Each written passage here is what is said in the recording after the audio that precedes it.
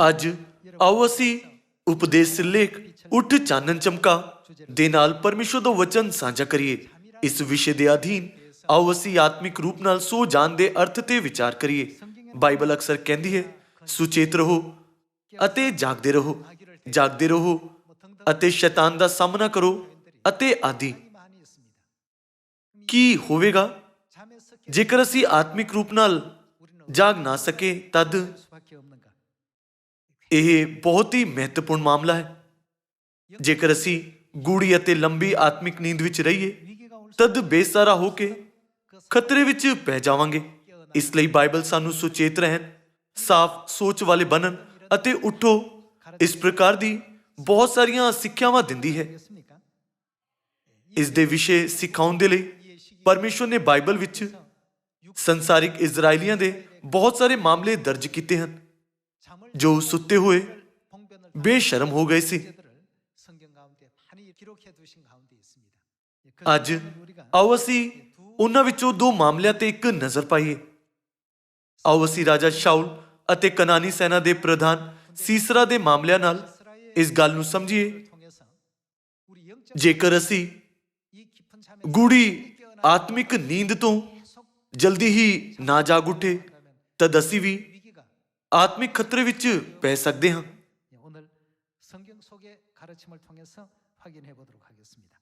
ਆਓ ਅਸੀਂ ਪਹਿਲਾ ਸ਼ਮੂਏਲ ਅਧਿਆਇ 26 ਤੇ ਇੱਕ ਨਜ਼ਰ ਪਾਈਏ। ਰਾਜਾ ਸ਼ਾਉਲ ਦਾਊਦ ਤੋਂ ਈਰਖਾ ਕਰਦਾ ਸੀ ਅਤੇ ਇਸ ਲਈ ਉਸਨੇ ਉਸ ਨੂੰ ਜਾਨ ਤੋਂ ਮਾਰਨ ਦੇ ਲਈ ਉਸ ਦਾ ਪਿੱਛਾ ਕੀਤਾ। ਇਸ ਕਰਕੇ ਦਾਊਦ ਹਮੇਸ਼ਾ ਜਾਨਲੇਵਾ ਹਾਲਾਤਾਂ ਵਿੱਚ ਸੀ। ਫਿਰ ਵੀ ਦਾਊਦ ਨੇ ਕਿਹਾ, ਪਰਮੇਸ਼ਵਰ ਨੇ ਰਾਜਾ ਸ਼ਾਉਲ ਨੂੰ ਮਸਾ ਕੀਤਾ ਹੈ, ਤਦ ਮੈਂ ਪਰਮੇਸ਼ਵਰ ਦੇ ਮਸਾ ਕੀਤੇ ਹੋਏ ਦਾ ਕਿਵੇਂ ਵਿਰੋਧ ਕਰ ਸਕਦਾ ਹਾਂ? ਆਓ ਅਸੀਂ ਉਸ ਦ੍ਰਿਸ਼ ਨੂੰ ਦੇਖੀਏ ਜਿੱਥੇ ਦਾਊਦ ਨੇ ਰਾਜਾ ਸ਼ਾਉਲ ਨੂੰ, ਜਿਸ ਨੇ ਦਾਊਦ ਦੀ ਇਮਾਨਦਾਰੀ ਨੂੰ ਨਹੀਂ ਪਛਾਣਿਆ ਸੀ, ਕੋਈ ਨੁਕਸਾਨ ਨਹੀਂ ਪਹੁੰਚਾਇਆ। ਆਓ ਅਸੀਂ ਪਹਿਲਾ ਸਮੂਏਲ ਅਧਿਆਇ 26 ਵਚਨ 6 ਦੇਖੀਏ। ਤਦ ਦਾਊਦ ਨੇ ਹਿੱਤੀ ਅਹੀਮਲਕ ਅਤੇ ਸਰੂਆ ਦੇ ਪੁੱਤਰ ਅਬੀਸ਼ਈ ਨੂੰ, ਜੋ ਯੋਆਬ ਦਾ ਭਰਾ ਸੀ, ਉੱਤਰ ਦੇ ਕੇ ਆਖਿਆ, ਸ਼ਾਉਲ ਦੇ ਡੇਰਿਆਂ ਵੱਲ ਮੇਰੇ ਨਾਲ ਕੌਣ ਉਤਰੇਗਾ? ਅਬੀਸ਼ਈ ਬੋਲਿਆ, ਤੁਹਾਡੇ ਨਾਲ ਮੈਂ ਉਤਰਾਂਗਾ। ਸੋ ਦਾਊਦ ਅਤੇ ਅਬੀਸ਼ਈ ਰਾਤ ਨੂੰ ਉਹਨਾਂ ਲੋਕਾਂ ਵਿੱਚ ਜਾ ਪਏ ਅਤੇ ਵੇਖੋ, ਉਸ ਵੇਲੇ ਸ਼ਾਉਲ ਗੱਡੀਆਂ ਦੇ ਥਾਂ ਵਿੱਚ ਸੁੱਤਾ ਪਿਆ ਸੀ ਅਤੇ ਉਹਦੀ ਬਰਛੀ ਉਹਦੇ ਸਿਰਾਂ ਦੇ ਧਰਤੀ ਵਿੱਚ ਗੱਡੀ ਹੋਈ ਸੀ ਅਤੇ ਅਬੀਨੇਰ ਅਤੇ ਸਿਪਾਹੀ ਉਹਦੇ ਉਦਾਲੇ ਪਏ ਹੋਏ ਸਨ। ਤਦ ਅਬੀਸ਼ਈ ਨੇ ਦਾਊਦ ਨੂੰ ਆਖਿਆ, ਪਰਮੇਸ਼ਵਰ ਨੇ ਅੱਜ ਤੁਹਾਡੇ ਵੈਰੀ ਨੂੰ ਤੁਹਾਡੇ ਹੱਥ ਕਰ ਦਿੱਤਾ। ਜੋ ਹੁਣ ਆਗਿਆ ਕਰੋ ਤਾਂ ਮੈਂ ਉਹਨੂੰ ਬਰਛੀ ਨਾਲ ਇੱਕੋ ਵਾਰ ਮਾਰ ਕੇ ਧਰਤੀ ਨਾਲ ਵਿੰਨਾ ਅਤੇ ਮੈਂ ਉਹਨੂੰ ਦੂਜੀ ਵਾਰ ਨਾ ਮਾਰਾਂਗਾ। ਪਰ ਦਾਊਦ ਨੇ ਅਬੀਸ਼ਈ ਨੂੰ ਆਖਿਆ, ਉਹਨੂੰ ਨਾ ਮਾਰ, ਕਿਉਂ ਜੋ ਯਹੋਵਾ ਦੇ ਮਸਾ ਹੋਏ ਉੱਤੇ ਕਿਹੜਾ ਹੈ ਜੋ ਹੱਥ ਚੁੱਕੇ ਅਤੇ ਬੇਦੋਸ਼ਾ ਠਹਿਰੇ। ਦਾਊਦ ਨੇ ਇਹ ਵੀ ਆਖਿਆ, ਜਿਉਂਦੇ ਪਰਮੇਸ਼ਵਰ ਦੀ ਸਹੁੰ, ਜਾਂ ਤਾਂ ਉਹਨੂੰ ਯਹੋਵਾ ਆਪ ਮਾਰੇਗਾ ਜਾਂ ਉਹਦੇ ਮਰਨ ਦਾ ਦਿਨ ਆਵੇਗਾ ਜਾਂ ਉਹ ਲੜਾਈ ਵਿੱਚ ਜਾ ਕੇ ਮਾਰਿਆ ਜਾਵੇਗਾ। ਪਰ ਯਹੋਵਾ ਨਾ ਕਰੇ ਜੋ ਮੈਂ ਯਹੋਵਾ ਦੇ ਮਸਾ ਹੋਏ ਉੱਤੇ ਹੱਥ ਚਲਾਵਾਂ, ਪਰ ਤੂੰ ਉਹਦੀ ਸਿਰਹਾਂਦਿਓਂ ਇਹ ਬਰਛੀ ਅਤੇ ਪਾਣੀ ਦੀ ਗੜਵੀ ਨੂੰ ਚੁੱਕ ਲੈ ਅਤੇ ਅਸੀਂ ਤੁਰ ਪਈਏ। ਸੋ ਦਾਊਦ ਨੇ ਬਰਛੀ ਅਤੇ ਪਾਣੀ ਦੀ ਗੜਵੀ ਨੂੰ ਸ਼ਾਉਲ ਦੀ ਸਿਰਹਾਂਦਿਓਂ ਲੈ ਲਿਆ ਅਤੇ ਉਹ ਤੁਰ ਗਏ ਅਤੇ ਕਿਸੇ ਮਨੁੱਖ ਨੇ ਵੀ ਇਹ ਨਾ ਡਿੱਠਾ ਅਤੇ ਨਾ ਹੀ ਜਾਤਾ ਅਤੇ ਕੋਈ ਨਾ ਜਾਗਿਆ, ਕਿਉਂ ਜੋ ਉਹ ਸਭ ਸੁੱਤੇ ਪਏ ਸਨ, ਇਸ ਕਰਕੇ ਜੋ ਯਹੋਵਾ ਵੱਲੋਂ ਉਹਨਾਂ ਉੱਤੇ ਘੂਕ ਨੀਂਦ ਆਈ ਹੋਈ ਸੀ। ਜਦੋਂ ਸ਼ਾਉਲ ਨੇ ਲੋਕਾਂ ਨੂੰ ਗਾਉਂਦੇ ਹੋਏ ਸੁਣਿਆ, ਸ਼ਾਉਲ ਨੇ ਤਾਂ ਹਜ਼ਾਰਾਂ ਨੂੰ ਪਰ ਦਾਊਦ ਨੇ ਲੱਖਾਂ ਨੂੰ ਮਾਰਿਆ ਹੈ, ਤਦ ਇੱਕ ਦੁਸ਼ਟ ਆਤਮਾ ਉਸ ਤੇ ਬਹੁਤ ਸ਼ਕਤੀ ਨਾਲ ਉਤਰਿਆ। ਤਦ ਤੋਂ ਉਹ ਈਰਖਾ ਨਾਲ ਭਰ ਉੱਠਿਆ ਅਤੇ ਦਾਊਦ ਨੂੰ ਜਾਨ ਤੋਂ ਮਾਰਨ ਦੀ ਕੋਸ਼ਿਸ਼ ਕੀਤੀ। ਪਰ ਦਾਊਦ ਨੇ ਪਰਮੇਸ਼ਵਰ ਦੇ ਮਸਾ ਕੀਤੇ ਹੋਏ ਸ਼ਾਉਲ ਤੇ ਆਪਣਾ ਹੱਥ ਕਦੀ ਨਹੀਂ ਚੁੱਕਿਆ। ਸ਼ਾਉਲ ਅਤੇ ਉਸਦੇ ਲੋਕਾਂ ਨੇ ਦਾਊਦ ਨੂੰ ਜਾਨ ਤੋਂ ਮਾਰਨ ਲਈ ਹਮੇਸ਼ਾ ਉਸ ਦਾ ਪਿੱਛਾ ਕੀਤਾ।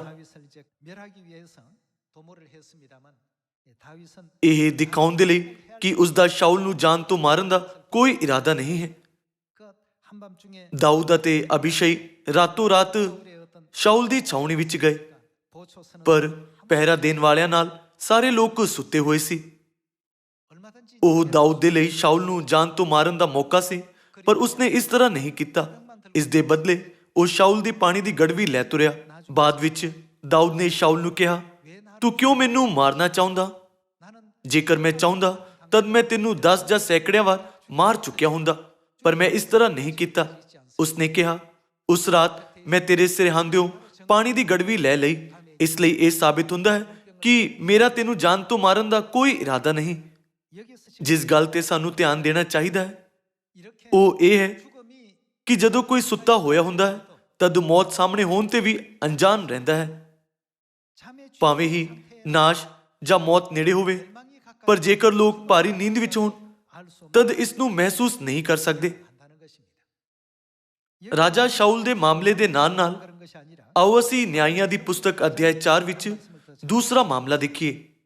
ਨਿਆਂਇਆਂ ਅਧਿਆਇ 4 ਵਚਨ 17 ਵਿੱਚ ਦਬੋਰਾ ਨਾਮ ਦੀ ਨਬੀਆਂ ਨੇ ਬਾਰਾਕ ਨੂੰ ਕਨਾਨ ਦੇ ਰਾਜਾ ਯਾਬੀਨ ਦੇ ਸੈਨਾਪਤੀ ਸੀਸਰਾ ਨੂੰ ਹਰਾਉਣ ਦਾ ਸੁਝਾਅ ਦਿੱਤਾ।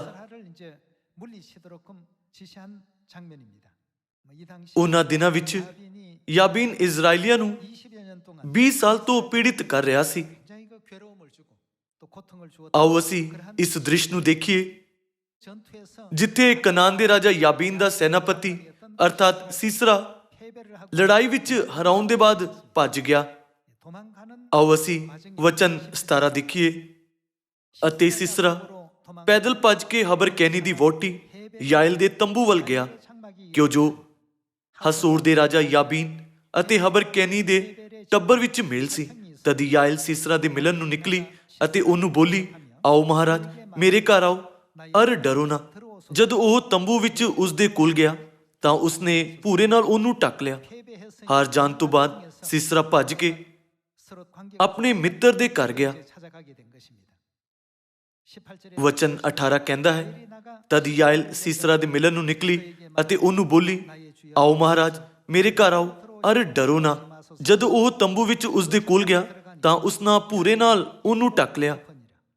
ਤਾਂ ਉਹਨੇ ਉਸਨੂੰ ਆਖਿਆ, ਮੈਨੂੰ ਥੋੜਾ ਜਿਹਾ ਪਾਣੀ ਪਿਆ ਲੈ, ਕਿਉਂ ਜੋ ਮੈਨੂੰ ਤੇਹ ਲੱਗੀ ਹੈ। ਸੋ ਉਸਨੇ ਇੱਕ ਦੁੱਧ ਕਾੜਨੀ ਖੋਲ ਕੇ ਪਿਆਈ ਔਰ ਉਹਨੂੰ ਢੱਕ ਦਿੱਤਾ। ਫਿਰ ਉਹਨੇ ਉਸਨੂੰ ਆਖਿਆ, ਤੰਬੂ ਦੇ ਬੂਹੇ ਉੱਤੇ ਖਲੋ ਜਾ ਅਤੇ ਅਜਿਹਾ ਹੋਵੇ ਕਿ ਜਾਂ ਕੋਈ ਆਵੇ ਅਤੇ ਤੂੰ ਪੁੱਛੇ, ਭਾਈ ਇੱਥੇ ਕੋਈ ਮਨੁੱਖ ਹੈ? ਤਾਂ ਤੂੰ ਆਖੀ, ਨਹੀਂ।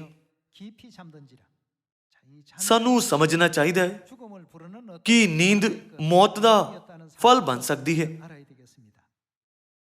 ਤਦ ਹਬਰ ਦੀ ਵਹੁਟੀ ਯਾਇਲ ਨੇ ਤੰਬੂ ਦੀ ਇੱਕ ਕਿੱਲੀ ਚੁੱਕੀ ਅਤੇ ਇੱਕ ਮੂੰਗਲੀ ਹੱਥ ਵਿੱਚ ਲੈ ਲਈ ਅਤੇ ਮਲਕੜੇ ਉਹਦੇ ਕੋਲ ਜਾ ਕੇ ਉਹਦੀ ਪੁੜਪੁੜੀ ਵਿੱਚ ਕਿੱਲੀ ਨੂੰ ਵਾੜ ਕੇ ਅਜਿਹਾ ਠੋਕਿਆ ਜੋ ਧਰਤੀ ਵਿੱਚ ਜਾ ਖੁੱਭੀ। ਇਸ ਲਈ ਜੋ ਥਕਾਵਟ ਤੋਂ ਘੂਕ ਸੁੱਤਾ ਪਿਆ ਸੀ ਸੋ ਉਹ ਮਰ ਗਿਆ। ਆਓ ਅਸੀਂ ਵਚਨ 22 ਦੇਖੀਏ। ਅਤੇ ਵੇਖੋ, ਜਦ ਬਾਰਾਕ ਸੀਸਰਾ ਦੇ ਮਗਰ ਤੁਰਿਆ ਤਾਂ ਯਾਇਲ ਉਹਦੇ ਮਿਲਣ ਨੂੰ ਨਿਕਲੀ ਅਤੇ ਉਹਨੂੰ ਆਖਿਆ, ਆ ਅਤੇ ਤੈਨੂੰ ਮੈਂ ਉਹ ਮਨੁੱਖ ਵਿਖਾਵਾਂਗੀ ਜਿਹਨੂੰ ਤੂੰ ਭਾਲਦਾ ਹੈ। ਅਤੇ ਜਦ ਉਹ ਉਸਦੇ ਕੋਲ ਗਿਆ ਤਾਂ ਵੇਖੋ, ਸੀਸਰਾ ਮੋਇਆ ਪਿਆ ਸੀ ਅਤੇ ਕਿੱਲੀ ਉਸਦੀ ਪੁੜਪੁੜੀ ਵਿੱਚ ਸੀ। ਕਨਾਨ ਦੇ ਰਾਜਾ ਯਾਬੀਨ ਦਾ ਸੈਨਾਪਤੀ ਅਰਥਾਤ ਸੀਸਰਾ, ਜਿਸਨੇ 20 ਸਾਲ ਤੋਂ ਇਜ਼ਰਾਈਲੀਆਂ ਨੂੰ ਪੀੜਿਤ ਕੀਤਾ ਸੀ, ਅੰਤ ਵਿੱਚ ਮਰ ਗਿਆ, ਕਿਉਂਕਿ ਉਹ ਭਾਰੀ ਨੀਂਦ ਵਿੱਚ ਸੀ। ਉਸਨੇ ਉਹਨਾਂ ਦੇ ਉੱਤੇ ਜਾ ਕੇ ਜਿਨ੍ਹਾਂ ਦਾ ਕਨਾਨ ਦੇ ਰਾਜੇ ਦੇ ਨਾਲ ਗੂੜਾ ਸੰਬੰਧ ਸੀ ਸ਼ਰਨ ਮੰਗਿਆ, ਤਾਂ ਜੋ ਉਹ ਕੁਝ ਸਮੇਂ ਤੱਕ ਆਰਾਮ ਕਰ ਸਕੇ। ਅੰਤ ਵਿੱਚ ਜਦੋਂ ਉਹ ਸੋ ਗਿਆ ਸੀ ਤਦ ਉਹ ਮਾਰਿਆ ਗਿਆ।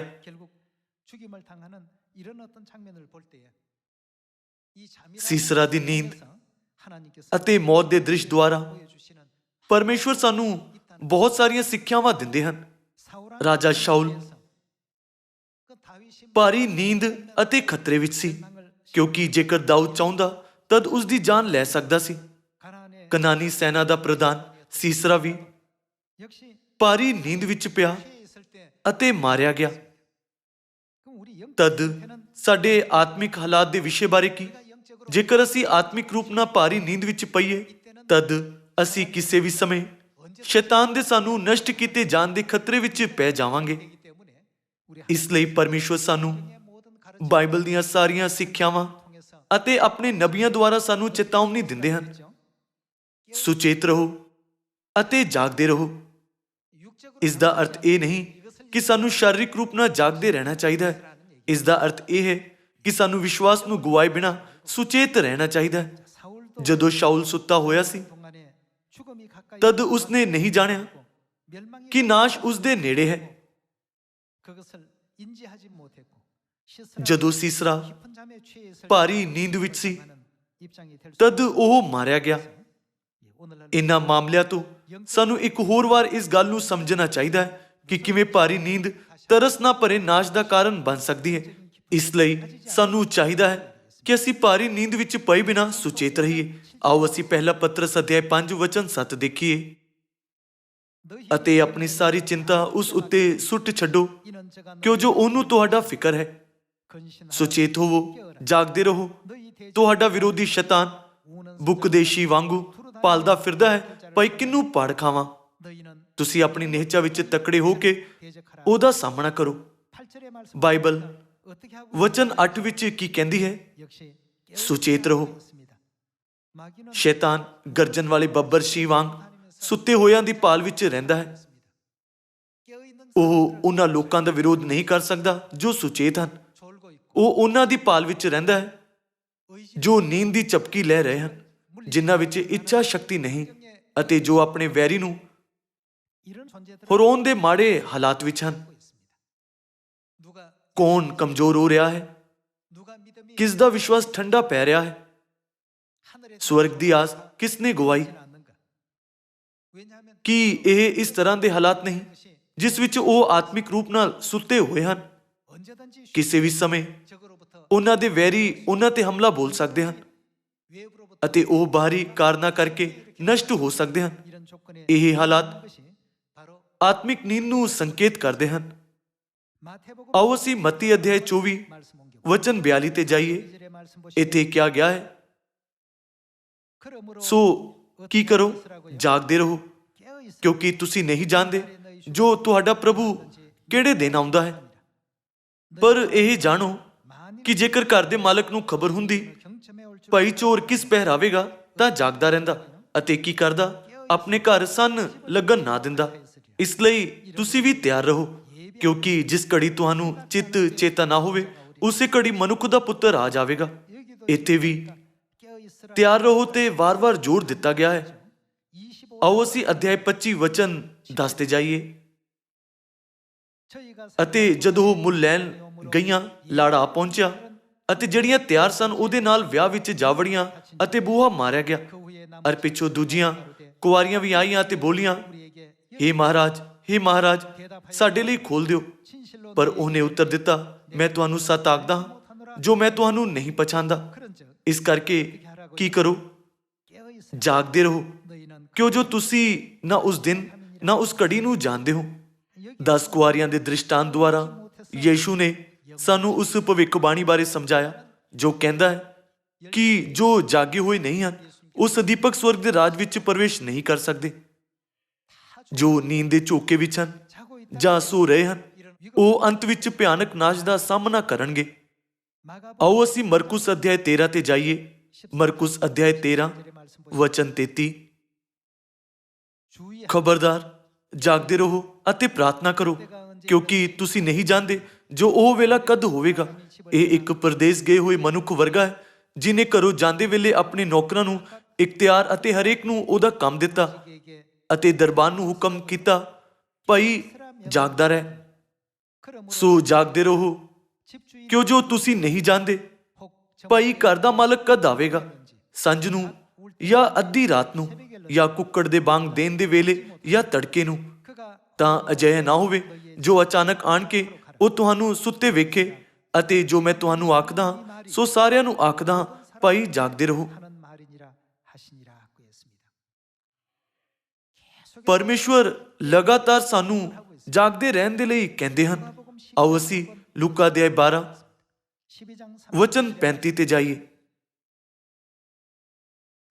ਤੁਹਾਡੇ ਲੱਕ ਬੰਨੇ ਅਰ ਦੀਵੇ ਬਲਦੇ ਰਹਿਣ ਅਤੇ ਤੁਸੀਂ ਉਹਨਾਂ ਮਨੁੱਖਾਂ ਵਰਗੇ ਹੋ ਜਿਹੜੇ ਆਪਣੇ ਮਾਲਕ ਨੂੰ ਉਡੀਕਦੇ ਹਨ ਭਾਈ ਉਹ ਵਿਆਹ ਤੋਂ ਕਦ ਮੁੜ ਆਵੇਗਾ, ਜਾਂ ਜਿਸ ਵੇਲੇ ਉਹ ਆਵੇ ਅਤੇ ਬੂਹਾ ਖੜਕਾਵੇ ਉਹ ਝੱਟ ਉਸ ਦੇ ਲਈ ਖੋਲਣ। ਧੰਨ ਉਹ ਨੌਕਰ ਜਿਨ੍ਹਾਂ ਨੂੰ ਮਾਲਕ ਜਦ ਆਵੇ ਜਾਗਦਿਆਂ ਪਾਵੇ। ਉਹਨਾਂ ਨੂੰ ਚਾਹੀਦਾ ਹੈ ਕਿ ਉਹ ਜਾਗਦੇ ਪਾਏ ਜਾਣ। ਮੈਂ ਤੁਹਾਨੂੰ ਸੱਚ ਆਖਦਾ ਹਾਂ, ਜੋ ਉਹ ਲੱਕ ਬੰਨ੍ਹ ਕੇ ਉਹਨਾਂ ਨੂੰ ਖਾਣ ਲਈ ਬਿਠਾਵੇਗਾ ਅਤੇ ਕੋਲ ਆਣ ਕੇ ਉਹਨਾਂ ਦੀ ਟਹਿਲ ਕਰੇਗਾ, ਜੇ ਉਹ ਦੁਪਹਿਰ ਨੂੰ ਜਾਂ ਤੀਏ ਪਹਿਰ ਨੂੰ ਆਵੇ ਅਤੇ ਇਹੋ ਜਿਹਾ ਵੇਖੇ ਤਾਂ ਉਹ ਨੌਕਰ ਧੰਨ ਹਨ। ਪਰ ਇਹ ਜਾਣੋ ਕਿ ਜੇ ਘਰ ਦੇ ਮਾਲਕ ਨੂੰ ਖਬਰ ਹੁੰਦੀ ਜੇ ਚੋਰ ਕਿਸ ਘੜੀ ਆਵੇਗਾ ਤਾਂ ਜਾਗਦਾ ਰਹਿੰਦਾ ਅਤੇ ਆਪਣੇ ਘਰ ਨੂੰ ਸੰਨ ਲੱਗਣ ਨਾ ਦਿੰਦਾ। ਤੁਸੀਂ ਵੀ ਤਿਆਰ ਰਹੋ, ਕਿਉਂਕਿ ਜਿਸ ਘੜੀ ਤੁਹਾਨੂੰ ਚਿੱਤ ਚੇਤਾ ਨਾ ਹੋਵੇ ਉਸੇ ਘੜੀ ਮਨੁੱਖ ਦਾ ਪੁੱਤਰ ਆ ਜਾਵੇਗਾ। ਬਾਈਬਲ ਵਿੱਚ ਇਹ ਵਚਨ ਸੁਚੇਤ ਰਹੋ, ਜਾਗਦੇ ਰਹੋ ਲਗਾਤਾਰ ਦੁਹਰਾਇਆ ਗਿਆ ਹੈ। ਤਦ ਆਤਮਿਕ ਰੂਪ ਨਾਲ ਜਾਗਦੇ ਰਹਿਣ ਦੇ ਲਈ ਸਾਨੂੰ ਕੀ ਕਰਨਾ ਚਾਹੀਦਾ ਹੈ? ਕਿਹੜੇ ਹਾਲਾਤਾਂ ਨੂੰ ਸੋ ਜਾਣ ਜਾਂ ਜਾਗਦੇ ਰਹਿਣ ਦੇ ਹਾਲਾਤ ਨਾਲ ਦਰਸਾਇਆ ਗਿਆ ਹੈ? ਆਓ ਅਸੀਂ ਪਹਿਲਾ ਕੁਰਿੰਥੀਓ ਅਧਿਆਇ 15 ਵਚਨ 34 ਦੇਖੀਏ। ਤੁਸੀਂ ਧਰਮ ਲਈ ਸੁਰਤ ਸੰਭਾਲੋ ਅਤੇ ਕੀ ਪਾਪ ਨਾ ਕਰੋ, ਕਿਉਂ ਜੋ ਕਈਆਂ ਨੂੰ ਪਰਮੇਸ਼ਵਰ ਦਾ ਗਿਆਨ ਨਹੀਂ। ਅਸੀਂ ਕਹਿ ਸਕਦੇ ਹਾਂ ਕਿ ਜਾਗ ਉੱਠਣ ਅਤੇ ਪਾਪ ਨਾ ਕਰਨਾ ਆਤਮਿਕ ਰੂਪ ਨਾਲ ਜਾਗਦੇ ਰਹਿਣਾ ਹੈ। KJV ਬਾਈਬਲ ਕਹਿੰਦੀ ਹੈ, ਧਾਰਮਿਕਤਾ ਦੇ ਲਈ ਸੁਰਤ ਸੰਭਾਲੋ, ਕਿਉਂ ਜੋ ਕਈਆਂ ਨੂੰ ਪਰਮੇਸ਼ਵਰ ਦਾ ਗਿਆਨ ਨਹੀਂ। ਮੈਂ ਤੁਹਾਡੀ ਸ਼ਰਮ ਲਈ ਇਹ ਆਖਦਾ ਹਾਂ, ਜੋ ਜਾਗਦੇ ਹੋਏ ਹਨ ਉਹ ਪਾਪ ਕੀਤੇ ਬਿਨਾਂ ਧਾਰਮਿਕਤਾ ਦਾ ਜੀਵਨ ਬਿਤਾਉਂਦੇ ਹਨ। ਆਤਮਿਕ ਰੂਪ ਨਾਲ ਜਾਗਦੇ ਰਹਿਣ ਦੇ ਹਾਲਾਤ ਜੋ ਠੀਕ ਹੈ ਉਸ ਨੂੰ ਕਰਨਾ ਅਤੇ ਪਾਪ ਨਾ ਕਰਨ ਦੇ ਹਾਲਾਤ ਹਨ। ਆਓ ਅਸੀਂ ਪਹਿਲਾ ਕੁਰਿੰਥੀਓ ਅਧਿਆਇ 16 ਤੇ ਇੱਕ ਨਜ਼ਰ ਪਾਈਏ। ਅਧਿਆਇ 16 ਵਚਨ 13। ਜਾਗਦੇ ਰਹੋ ਅਤੇ ਕੀ ਨਿਹਚਾ ਵਿੱਚ ਦ੍ਰਿੜ ਰਹੋ, ਪੁਰਖਾਰਤ ਕਰੋ, ਤਕੜੇ ਹੋਵੋ। ਇੱਥੇ ਵੀ ਅਸੀਂ ਦੇਖ ਸਕਦੇ ਹਾਂ ਕਿ ਜਦੋਂ ਤੱਕ ਅਸੀਂ ਵਿਸ਼ਵਾਸ ਵਿੱਚ ਬਣੇ ਨਾ ਰਹੀਏ ਤਦ ਤੱਕ ਅਸੀਂ ਆਤਮਿਕ ਰੂਪ ਨਾਲ ਸੁੱਤੇ ਹੋਏ ਹਾਂ। ਸਾਨੂੰ ਚਾਹੀਦਾ ਹੈ ਕਿ ਅਸੀਂ ਆਪਣੇ ਵਿਸ਼ਵਾਸ ਵਿੱਚ ਬਣੇ ਰਹੀਏ। ਹੁਣ ਮੇਰਾ ਵਿਸ਼ਵਾਸ ਕਮਜ਼ੋਰ ਹੈ, ਇਹ ਠੰਡਾ ਪੈ ਰਿਹਾ ਹੈ। ਜਦੋਂ ਇਹ ਹੁੰਦਾ ਹੈ ਤਾਂ ਤੁਸੀਂ ਮਹਿਸੂਸ ਕਰ ਸਕਦੇ ਹੋ। ਮੈਂ 10 ਕੁਆਰੀਆਂ ਦੇ ਦ੍ਰਿਸ਼ਟਾਂਤ ਦੀ ਕੁਆਰੀਆਂ ਦੇ ਵਾਂਗ ਸੌਣ ਲੱਗਾ ਹਾਂ। ਮੈਂ ਠੀਕ ਸ਼ਾਉਲ ਦੇ ਵਾਂਗ ਸੋ ਰਿਹਾ ਸੀ ਅਤੇ ਆਉਣ ਵਾਲੇ ਨਾਸ਼ ਤੇ ਧਿਆਨ ਨਹੀਂ ਦਿੱਤਾ, ਜਿਵੇਂ ਸੀਸਰਾ ਦੇ ਅਸਾਧਾਰਨ ਮਾਮਲੇ ਵਿੱਚ ਹੋਇਆ ਸੀ। ਉਸਨੇ ਉਸਦੇ ਨੇੜੇ ਆ ਰਹੀ ਮੌਤ ਨੂੰ ਨਹੀਂ ਜਾਣਿਆ ਅਤੇ ਫਿਰ ਉਹ ਇੱਕ ਔਰਤ ਦੇ ਹੱਥੋਂ ਮਾਰਿਆ ਗਿਆ। ਜਦੋਂ ਉਹ ਭਾਰੀ ਨੀਂਦ ਵਿੱਚ ਸੀ ਤਦ ਸਿਰਫ ਔਰਤ ਹੀ ਨਹੀਂ, ਬਾਲਕ ਵੀ ਸੀਸਰਾ ਨੂੰ ਹਰਾ ਸਕਦਾ ਸੀ। ਇਸ ਤਰ੍ਹਾਂ ਭਾਰੀ ਨੀਂਦ ਵਿੱਚ ਪਏ ਹੋਏ ਕਿਸੇ ਵਿਅਕਤੀ ਦੇ ਨਾਲ ਹੋ ਸਕਦਾ ਹੈ। ਸਾਰੀ ਸਵਰਗੀ ਆਸ਼ੀਸ਼ਾਂ ਜੋ ਹੁਣ ਤੱਕ ਇਕੱਠੀਆਂ ਹੋਈਆਂ ਹਨ ਇੱਕ ਪਲ ਵਿੱਚ ਗੁਆਚ ਜਾਣਗੀਆਂ। ਇਸ ਲਈ ਪਰਮੇਸ਼ਵਰ ਆਪਣੀ ਸੰਤਾਨਾਂ ਨੂੰ ਕਹਿੰਦੇ ਹਨ, ਸੁਚੇਤ ਰਹੋ, ਹਰ ਸਮੇਂ ਜਾਗਦੇ ਰਹੋ। ਜਿਵੇਂ ਅਸੀਂ ਪਹਿਲਾ ਕੁਰਿੰਥੀਓ ਅਧਿਆਇ 15 ਵਿੱਚ ਪੜ੍ਹਿਆ ਹੈ, ਸਾਨੂੰ ਚਾਹੀਦਾ ਹੈ ਕਿ ਅਸੀਂ ਉਹੀ ਕਰੀਏ ਜੋ ਠੀਕ ਹੈ ਅਤੇ ਪਾਪ ਕਰਨਾ ਛੱਡ ਦਈਏ। ਵਿਸ਼ਵਾਸ ਵਿੱਚ ਬਣੇ ਰਹਿਣ ਵਾਲੇ ਕਦੇ ਸੁੱਤੇ ਜਾਂ ਚਪਕੀ ਨਹੀਂ ਲੈਂਦੇ, ਉਹ ਹਮੇਸ਼ਾ ਜਾਗਦੇ ਰਹਿੰਦੇ ਹਨ। ਆਓ ਅਸੀਂ ਅਫਸੀਆਂ ਅਧਿਆਇ 6 ਦੇਖੀਏ। ਅਸੀਂ ਵਧੀਆ ਢੰਗ ਨਾਲ ਨਹੀਂ ਚੁਣ ਸਕਦੇ ਕਿ ਕਿਸ ਹਾਲਾਤ ਨੂੰ ਜਾਗੇ ਰਹਿਣਾ ਅਤੇ ਕਿਸ ਹਾਲਾਤ ਨੂੰ ਸੌਣ ਦੇ ਹਾਲਾਤ ਦੇ ਰੂਪ ਵਿੱਚ ਪ੍ਰਭਾਸ਼ਿਤ ਕੀਤਾ ਗਿਆ ਹੈ। ਸਾਨੂੰ ਚਾਹੀਦਾ ਹੈ ਕਿ ਅਸੀਂ ਬਾਈਬਲ ਵਿੱਚ ਦੇ ਹਾਲਾਤਾਂ ਨੂੰ ਨੇੜਿਓਂ ਦੇਖ ਕੇ ਹਮੇਸ਼ਾ ਸੁਚੇਤ ਅਤੇ ਸੰਜਮੀ ਰਹੀਏ। ਜਦੋਂ ਤੁਸੀਂ ਸੁੱਤੇ ਹੋਏ ਹੁੰਦੇ ਹੋ ਤਾਂ ਤੁਸੀਂ ਸ਼ੈਤਾਨ ਨੂੰ ਰੋਕ ਨਹੀਂ ਸਕਦੇ। ਤੁਸੀਂ ਸ਼ੈਤਾਨ ਦੇ ਕਿਸੇ ਵੀ ਹਮਲੇ ਦੇ ਵਿਰੋਧ ਤੋਂ ਬਚ ਨਹੀਂ ਸਕੋਗੇ। ਕੁਝ ਵੀ ਨਾ ਲੱਗਣ ਵਾਲੀ ਚੀਜ਼ ਤੋਂ ਵੀ ਤੁਸੀਂ ਡਿੱਗ ਸਕਦੇ ਹੋ, ਤੁਹਾਨੂੰ ਸੱਟ ਲੱਗ ਸਕਦੀ ਹੈ, ਜਾਂ ਤੁਸੀਂ ਆਪਣੀ ਆਤਮਾ ਨੂੰ ਨਾਸ਼ ਦੇ ਰਾਹ ਤੇ ਲੈ ਜਾ ਸਕਦੇ ਹੋ। ਆਓ ਅਸੀਂ ਅਫਸੀਆਂ ਅਧਿਆਇ 6 ਵਚਨ 10 ਦੇਖੀਏ। ਮੁੱਕਦੀ ਗੱਲ, ਪ੍ਰਭੂ ਵਿੱਚ ਅਤੇ ਉਹਦੀ ਸ਼ਕਤੀ ਦੇ ਪਰਾਕਰਮ ਵਿੱਚ ਤਕੜੇ ਹੋਵੋ। ਪਰਮੇਸ਼ਵਰ ਦੇ ਸਾਰੇ ਸ਼ਸਤਰ ਬਸਤਰ ਧਾਰੋ ਤਾਂ ਜੋ ਤੁਸੀਂ ਸ਼ੈਤਾਨ ਦੇ ਛਲ ਛਿਦਰਾਂ ਦੇ ਸਾਹਮਣੇ ਖਲੋ ਸਕੋ। ਵਚਨ 12, ਕਿਉਂ ਜੋ ਸਾਡੀ ਲੜਾਈ ਲਹੂ ਅਤੇ ਮਾਸ ਨਾਲ ਨਹੀਂ, ਸਗੋਂ ਹਕੂਮਤਾਂ, ਇਖਤਿਆਰਾਂ ਅਤੇ ਅੰਧਕੋਰ ਦੇ ਮਹਾਰਾਜਿਆਂ ਅਤੇ ਦੁਸ਼ਟ ਆਤਮਿਆਂ ਨਾਲ ਹੁੰਦੀ ਹੈ ਜੋ ਸੁਰਗੀ ਥਾਵਾਂ ਵਿੱਚ ਹਨ। ਇਸ ਕਾਰਨ ਤੁਸੀਂ ਪਰਮੇਸ਼ਵਰ ਦੇ ਸਾਰੇ ਸ਼ਸਤਰ ਬਸਤਰ ਲੈ ਲਵੋ ਭਈ ਤੁਸੀਂ ਬੁਰੇ ਦਿਨ ਵਿੱਚ ਸਾਹਮਣਾ ਕਰ ਸਕੋ ਅਤੇ ਸਭ ਕੁਝ ਮੁਕਾ ਕੇ ਖਲੋ ਸਕੋ। ਸੋ ਤੁਸੀਂ ਆਪਣੀ ਕਮਰ ਸੱਚਾਈ ਨਾਲ ਕੱਸ ਕੇ ਅਤੇ ਧਰਮ ਦੀ ਸੰਜੋ ਪਹਿਨ ਕੇ ਅਤੇ ਮਿਲਾਪ ਦੀ ਖੁਸ਼ਖਬਰੀ ਦੀ ਤਿਆਰੀ ਦੀ ਜੁੱਤੀ ਆਪਣੇ ਪੈਰਾਂ ਪਾ ਕੇ ਖਲੋ ਜਾਓ।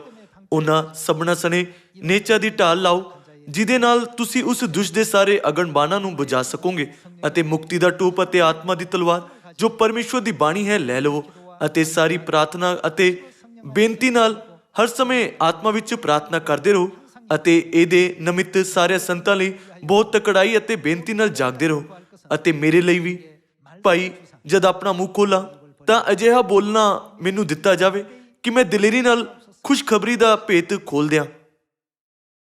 ਜਦੋਂ ਲੋਕ ਸੁੱਤੇ ਹੋਏ ਹੁੰਦੇ ਹਨ ਤਦ ਕੋਈ ਹਿਲਜੁਲ ਨਹੀਂ ਹੁੰਦੀ। ਇਸ ਲਈ ਸੁੱਤਾ ਹੋਇਆ ਵਿਅਕਤੀ ਆਨੰਦ ਜਾਂ ਖੁਸ਼ੀ ਦਾ ਅਹਿਸਾਸ ਨਹੀਂ ਕਰ ਸਕਦਾ। ਵਿਸ਼ਵਾਸ ਦਾ ਜੀਵਨ ਜਿਉਂਦੇ ਸਮੇਂ ਜੇਕਰ ਸਾਨੂੰ ਖੁਸ਼ੀ ਨਾਲ ਨੱਚਣ ਜਿੰਨੀ ਖੁਸ਼ੀ ਮਹਿਸੂਸ ਨਹੀਂ ਹੁੰਦੀ ਤਾਂ ਯਕੀਨ ਹੈ ਕਿ ਅਸੀਂ ਆਤਮਿਕ ਨੀਂਦ ਦੇ ਹਾਲਾਤ ਵਿੱਚ ਹੁੰਦੇ ਹਾਂ। ਸੁੱਤੇ ਹੋਏ ਲੋਕ ਪਰਮੇਸ਼ਵਰ ਦੇ ਵਚਨਾਂ ਨੂੰ ਅਮਲ ਵਿੱਚ ਨਹੀਂ ਲਿਆ ਸਕਦੇ। ਮੰਨ ਲਓ ਕੋਈ ਵਿਅਕਤੀ ਜੋ ਪਹਿਲਾਂ ਕਦੀ ਅਮਰੀਕਾ ਨਹੀਂ ਗਿਆ ਹੈ ਜਾਂ ਵਿਦੇਸ਼ ਯਾਤਰਾ ਨਹੀਂ ਕੀਤੀ ਹੈ ਕੱਲ ਯਾਤਰਾ ਦੇ ਲਈ ਨਿਕਲੇਗਾ।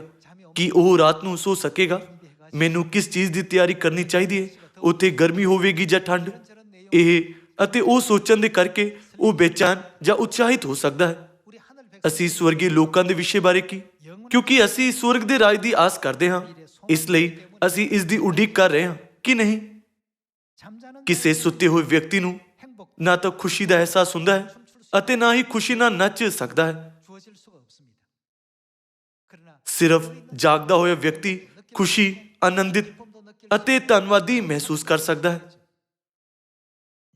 ਜਿਵੇਂ ਅਫਸੀਆਂ ਅਧਿਆਇ 6 ਕਹਿੰਦਾ ਹੈ, ਜੋ ਵਿਅਕਤੀ ਕਹਿੰਦਾ ਹੈ ਮੈਨੂੰ ਹੌਸਲੇ ਦੇ ਨਾਲ ਖੁਸ਼ਖਬਰੀ ਦਾ ਭੇਦ ਦੱਸਣ ਦਿਓ,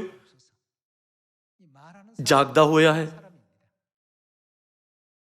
ਇੱਕ ਵਾਰ ਅਸੀਂ ਪਰਮੇਸ਼ਵਰ ਦੀ ਗੱਲ ਮੰਨ ਲਈਏ ਤਦ ਅਸੀਂ ਅਹਿਸਾਸ ਕਰਨ ਲੱਗਾਂਗੇ ਕਿ ਸਾਨੂੰ ਇਸ ਤਰ੍ਹਾਂ ਕਿਉਂ ਕਰਨਾ ਚਾਹੀਦਾ ਸੀ। ਪਰਮੇਸ਼ਵਰ ਦੇ ਵਚਨ ਹਮੇਸ਼ਾ ਸਾਡੇ ਲਾਭ ਦੇ ਲਈ ਦਿੱਤੇ ਗਏ ਹਨ। ਭਾਵੇਂ ਤੁਸੀਂ ਛੁੱਟੀ ਵਿੱਚ ਜਾਂ ਘਰ ਜਾਂ ਆਪਣੇ ਦੋਸਤਾਂ ਦੇ ਨਾਲ ਹੋਵੋ, ਉਹਨਾਂ ਨੂੰ ਖੁਸ਼ਖਬਰੀ ਸੁਣਾਉਣਾ ਚੰਗਾ ਹੈ।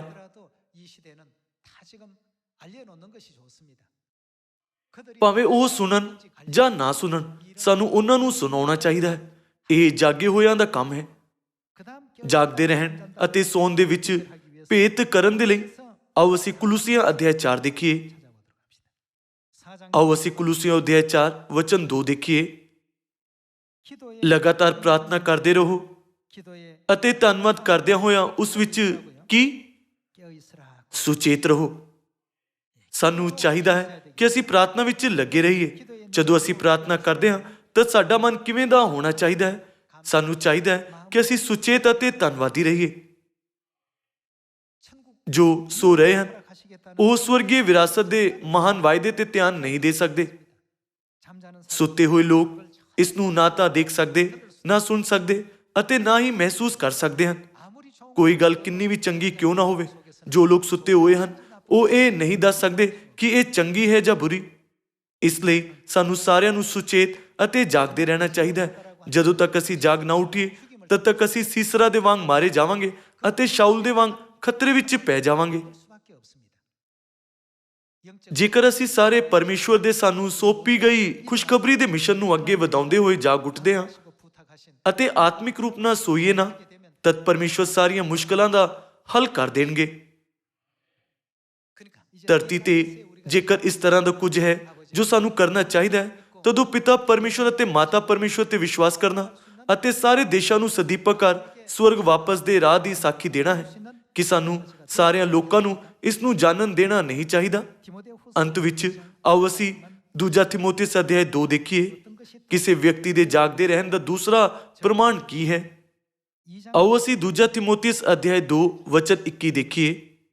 ਸੋ ਜੇ ਕੋਈ ਆਪਣੇ ਆਪ ਨੂੰ ਇਹਨਾਂ ਤੋਂ ਸ਼ੁੱਧ ਕਰੇ ਤਾਂ ਉਹ ਆਦਰ ਦੇ ਕੰਮ ਲਈ ਪਵਿੱਤਰ ਕੀਤਾ ਹੋਇਆ, ਮਾਲਕ ਦੇ ਵਰਤਨਯੋਗ ਹਰੇਕ ਚੰਗੇ ਕੰਮ ਲਈ ਤਿਆਰ ਕੀਤਾ ਹੋਇਆ ਭਾਂਡਾ ਹੋਵੇਗਾ। ਪਰ ਜਵਾਨੀ ਦੀਆਂ ਕਾਮਨਾ ਤੋਂ ਭੱਜ ਅਤੇ ਜਿਹੜੇ ਸਾਫ਼ ਦਿਲ ਤੋਂ ਪ੍ਰਭੂ ਦਾ ਨਾਮ ਲੈਂਦੇ ਹਨ ਉਹਨਾਂ ਨਾਲ ਧਰਮ, ਨਿਚਾ, ਪ੍ਰੇਮ ਅਤੇ ਮਿਲਾਪ ਦੇ ਮਗਰ ਲੱਗਾ ਰਹਿ। ਪਰ ਮੂਰਖਪੁਣੇ ਅਤੇ ਬੇਵਕੂਫੀ ਦੀਆਂ ਪ੍ਰਸ਼ਨਾਂ ਵੱਲੋਂ ਮੂੰਹ ਮੋੜ, ਕਿਉਂ ਜੋ ਤੂੰ ਜਾਣਦਾ ਹੈ ਭਈ ਉਹਨਾਂ ਤੋਂ ਝਗੜੇ ਪੈਦਾ ਹੁੰਦੇ ਹਨ ਅਤੇ ਇਹ ਯੋਗ ਨਹੀਂ ਹੈ ਜੋ ਪ੍ਰਭੂ ਦਾ ਦਾਸ ਝਗੜਾ ਕਰੇ। ਸਗੋਂ ਸਭਨਾਂ ਨਾਲ ਅਸੀਲ ਅਤੇ ਸਿੱਖਿਆ ਦੇਣ ਯੋਗ ਅਤੇ ਸਬਰ ਕਰਨ ਵਾਲਾ ਹੋਵੇ, ਅਤੇ ਜਿਹੜਾ ਸਾਹਮਣਾ ਕਰਦੇ ਹਨ ਉਹਨਾਂ ਨੂੰ ਨਰਮਾਈ ਨਾਲ ਤਾੜਨਾ ਕਰੇ। ਭਈ ਕਿ ਜਾਣੀਏ ਜੋ ਪਰਮੇਸ਼ਰ ਉਹਨਾਂ ਨੂੰ ਤੋਬਾ ਕਰਨੀ ਬਖਸ਼ੇ, ਭਈ ਸੱਤ ਦੇ ਗਿਆਨ ਨੂੰ ਪ੍ਰਾਪਤ ਕਰਨ ਅਤੇ ਉਹਦੀ ਇੱਛਾ ਨੂੰ ਪੂਰੀਆਂ ਕਰਨ ਲਈ ਸ਼ੈਤਾਨ ਦੀ ਫਾਹੀ ਵਿੱਚ ਫਸ ਕੇ ਹੋਸ਼ ਵਿੱਚ ਆਣ ਕੇ ਬਚ ਨਿਕਲਣ।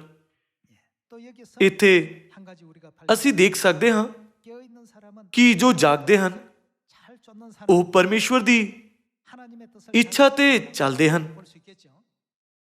ਉਹਨਾਂ ਦੇ ਵਿਸ਼ੇ ਵਿੱਚ ਕੀ ਜੋ ਸੁੱਤੇ ਹੋਏ ਹਨ, ਭਾਵੇਂ ਪਰਮੇਸ਼ਵਰ ਕਿੰਨੀ ਵਾਰ ਵੀ ਕਿਉਂ ਨਾ ਕਹਿਣ, ਇਹ ਪਰਮੇਸ਼ਵਰ ਦੀ ਆਸ਼ੀਸ਼ ਪਾਉਣ ਦਾ ਰਾਹ ਹੈ। ਜੇਕਰ ਤੁਸੀਂ ਇਹ ਕਰੋ ਤਾਂ ਅਸੀਂ ਸਭ ਬਹੁਤ ਜਲਦੀ ਸਵਰਗ ਦੇ ਰਾਜ ਵਿੱਚ ਪ੍ਰਵੇਸ਼ ਕਰ ਸਕਾਂਗੇ। ਜੋ ਸੁੱਤੇ ਹੋਏ ਹਨ ਉਹ ਨਾ ਤਾਂ ਪਰਮੇਸ਼ਵਰ ਦੇ ਵਚਨ ਸੁਣ ਸਕਦੇ ਹਨ ਅਤੇ ਨਾ ਹੀ ਉਹਨਾਂ ਤੇ ਅਮਲ ਕਰ ਸਕਦੇ ਹਨ, ਭਾਵੇਂ ਉਹ ਪਰਮੇਸ਼ਵਰ ਦੇ ਵਚਨਾਂ ਨੂੰ ਲੱਖਾਂ ਵਾਰ ਵੀ ਸੁਣਨ, ਪਰ ਜੇਕਰ ਉਹ ਉਹਨਾਂ ਨੂੰ ਅਮਲ ਵਿੱਚ ਨਾ ਲਿਆਉਣ ਤਦ ਕੀ ਉਹਨਾਂ ਤੇ ਉਹਨਾਂ ਵਚਨਾਂ ਦਾ ਸਕਾਰਾਤਮਕ ਪ੍ਰਭਾਵ ਪਵੇਗਾ। ਜਦੋਂ ਭਵਿੱਖਬਾਣੀ ਦੇ ਨਾਇਕ ਪਰਮੇਸ਼ਵਰ ਦੇ ਵਚਨਾਂ ਦੇ ਪ੍ਰਤੀ ਜਾਗਣਗੇ ਅਤੇ ਉਹਨਾਂ ਵਚਨਾਂ ਦੇ ਅਨੁਸਾਰ ਕੰਮ ਕਰਨਗੇ ਤਾਂ ਸਾਰੀਆਂ ਗੱਲਾਂ ਪੂਰੀਆਂ ਹੋ ਜਾਣਗੀਆਂ।